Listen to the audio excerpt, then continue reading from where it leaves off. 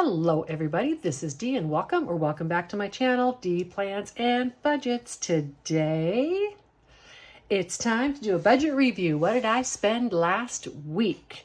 In addition, we're going to do a little bit of this stuffing and we'll start with that. However, I am not starting this yet because I want to give a chance for people to join me if they've decided to join me on this challenge.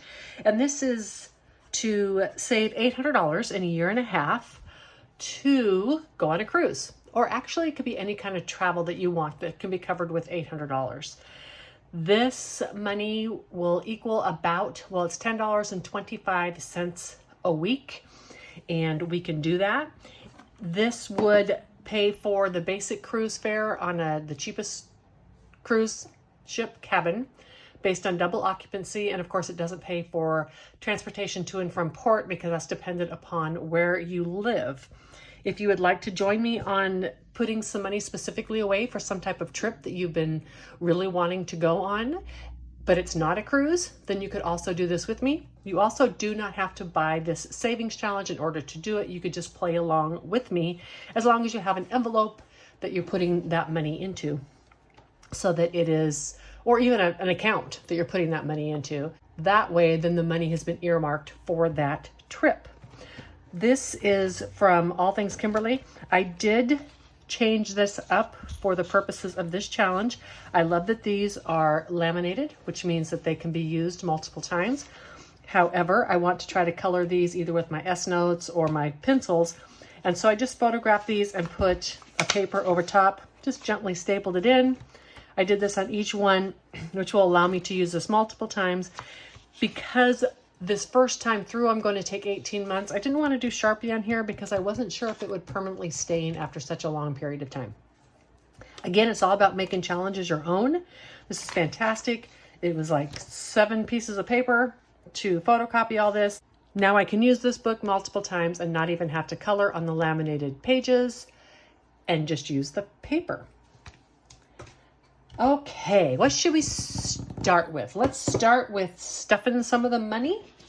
And this is a good place to start right here. This is my book for the months. I have an envelope for each month of the year. And then I have marks annotated, 11, 10, 5, and 14. That's for 4 weeks a month. So the first week here is $11. And I am going to mark that off. Boop, boop. You could use an X, you could color it in, you could do whatever. And $11 goes in here, and this will be for the month of June. I am not taking any cash with me on my trip. Well, okay, I'm taking cash with me in my wallet to spend, but I'm not taking any cash for stuffing because I don't want to leave anything in the van. So when I do my recaps on the road, they'll just be a super short video and they'll be without these extra savings challenges. But that's okay. Things are going to be a little weird when I go on the road anyhow. I may not always have access to internet to upload on Monday. So that's fine. I have pre-colored in the trackers as I do when I stuff my box. So I have one B buck.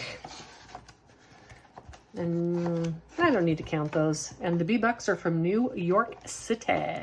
I have one E buck from Richmond, Virginia. I have one G buck. I don't get a ton of those all the time.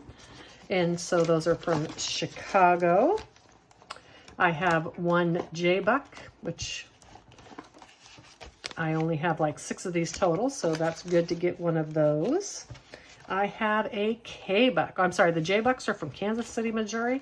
K bucks are from Dallas. You would think I would have a lot of Dallas bucks since I am in Texas, but that is not the case. I mostly have L bucks, which are from San Francisco. That must be where most of the money gets distributed from. My intention is to just keep saving bucks in this box until it is so full I have to do something with it. That's going to take a while. And let's get into what I spent this week. I can zoom in just a little bit.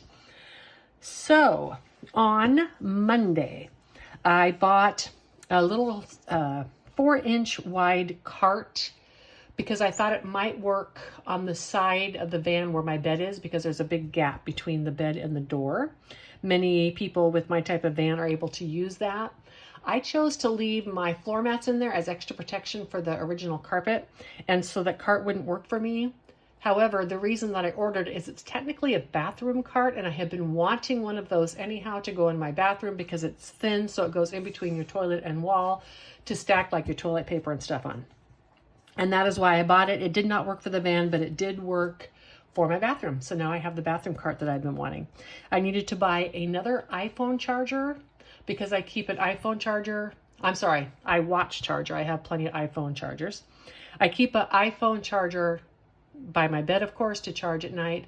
I have one in the van. And additionally, I have a little travel kit that I keep in my suitcase for cruises or any type of travel that's not in my van.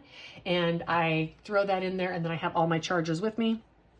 And so I needed another iWatch charger to keep that in that travel kit. I also ordered some coffee filters for my single serve coffee machine. And so my total on Monday was $39.47. I would like to note that these things came from Amazon. My Amazon savings that I'm doing in my D-binder, it's not about stuff I actually need or use from Amazon. That savings challenge in that binder is more for the things that I see people have that look really cool from Amazon. We all know those, you know, Facebook posts and stuff like that that have all the cool gadgets from Amazon. Haven't bought anything off of there yet because I'm still saving. But when I need something from Amazon, I have that already put aside in my regular either savings, sinking funds, or my regular variable spending for the month. And at times it's just either easier or only attainable through Amazon. On Tuesday, I bought a tank top. I needed at least one tank top. I'm not a fan when you get older. It's tough to put your arms in tank tops, but I did need one simply for the heat. I got some face sunscreen. However, the face sunscreen was twice as much for half as much. So I just bought some lightweight sunscreen that would work. It's for the full body, but I use it on my face. I bought some of these S-Note pens, just the 5-pack. They're not the double-sided, and there were only 6, but I want to take those on the road with me because I don't want to take my full set of S-Notes. And they work really well because they don't bleed through the paper.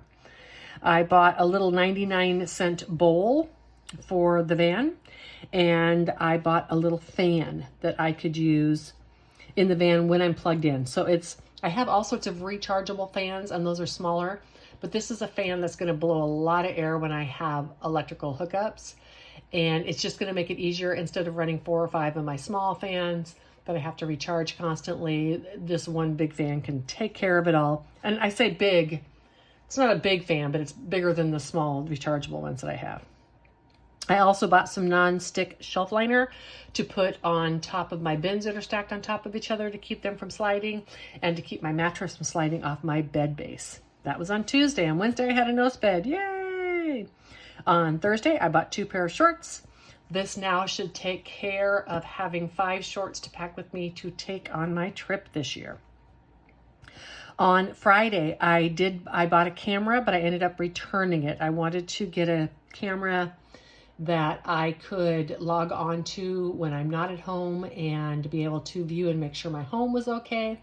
However, it wouldn't hook up to my router. And then also it said you didn't have to pay for monitoring, but that's because it gave you a 3-month free trial. I want one that I don't have to pay for monitoring, period. I bought some toilet paper and some bug spray, and I bought food for $49.46. On Sunday, I bought ice cream sundae stuff for a total of $17.56.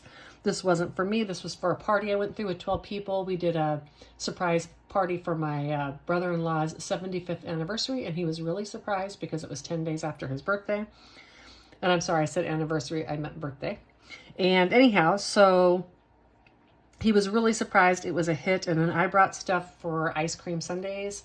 So I brought waffle bowls, ice cream, hot fudge, whipped cream, nuts, all the good yummy stuff. And I was supposed to bring hard-boiled eggs as well, or deviled eggs actually, which I make all the time. However, I didn't have any eggs, and so I bought them the day before and boiled them. And I guess where I made my mistake is I put them in the shells in the refrigerator overnight. So supposedly when you have fresh eggs, you have to peel them immediately after boil them. I did not do that, and so all the egg came off with the shell. I couldn't get them separated. I got one egg to actually part with its shell, and by that time I was so mad I just ate it. I was like, forget you, egg. I'm eating you. I can't take one deviled egg to a party. So I'm a disaster in the kitchen. Matter of fact, I'm such a disaster in the kitchen that as cover for my brother-in-law for the party, my sister wanted to make some sides that she does specifically well. She makes a wonderful potato salad, a wonderful macaroni and cheese, and she wanted to make that for the party, but she didn't, it was a surprise party for her husband. I am such a disaster in the kitchen that all we had to do was tell her husband that I had a potluck I was going to and that she was making sides for me. And of course, he totally believed her because I'm such a disaster in the kitchen. I never cook anything. And so that would totally be something that I would do, is ask my sister to make my sides for a potluck because I don't cook. It's really good for budgeting though, because I also don't spend very much money on food because I'm such a bad cook. Okay, in any event, for the week, that totaled $188.36 is what I spent for the week. That's actually really good spending. And it was a little bit more before I returned the camera. I hope that you guys have a great week. Today is Monday. Sorry if you're a working person, or at least a Monday through Friday working person. Maybe this is your day off, or maybe tomorrow's your day off. All the nurses, if you're a teacher, you're off for the summer. Yay! Anyhow, have a wonderful, wonderful week. And if you have some time, you can think about it, you can get one in. I highly recommend a walk. Bye.